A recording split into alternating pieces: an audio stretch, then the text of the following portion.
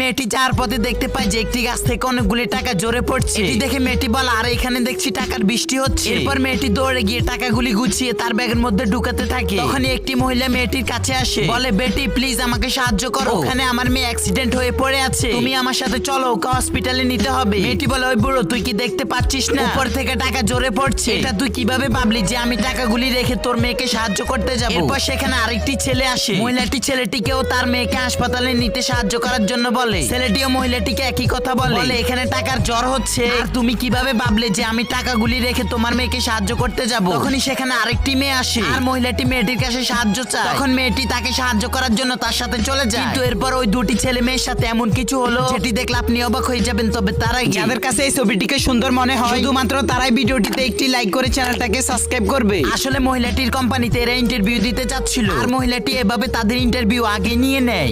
তাদেরকে তার কোম্পানিতে